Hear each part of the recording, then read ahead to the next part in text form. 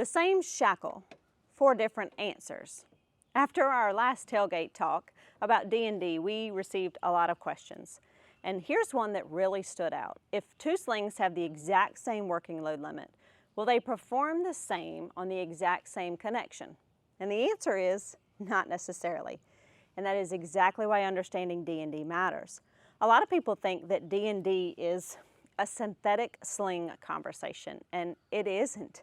D&D has been around for decades. Whether you're talking about chain, wire rope, polyester, HMPE, or synthetic round slings, the connection matters. The diameter of the pin, the hook, the shackle, the connection point. D&D doesn't care what your rigging is made of. It only cares about the connection. Now, does every type of rigging respond in the same way? No.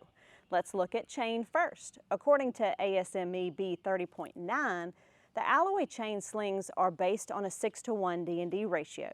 At 6-to-1, you have 100% efficiency. At 5-to-1, you're at 90%. At 4-to-1, you're at 80%. At 3-to-1, you're at 70%. At 2-to-1, you're at 60%. So what does that tell us?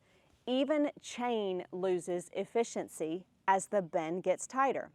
Now let's look at wire rope. Wire rope reaches efficiency at a much larger D&D ratio. 25-to-1 is 100%.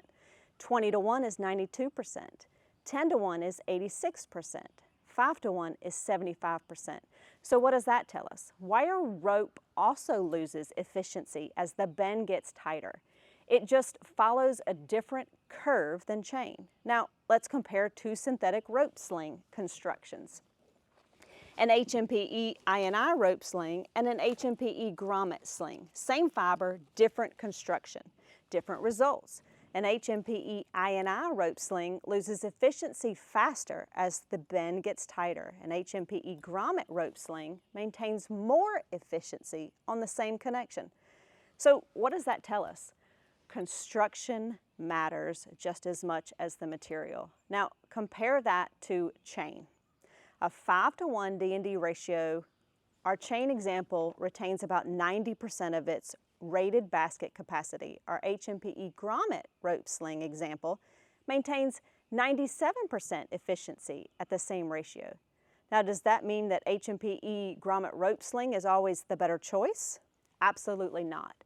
It simply means these 2 rigging constructions respond differently to the same bend. That's why you don't choose rigging based on one number. You choose it based on the application. And that's really the point of this conversation. The tag tells you the working load limit. It doesn't tell you how every type of rigging responds to the same connection.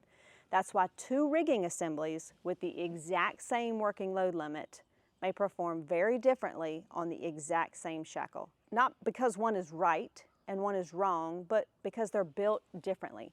Different rigging constructions respond differently to the same connection.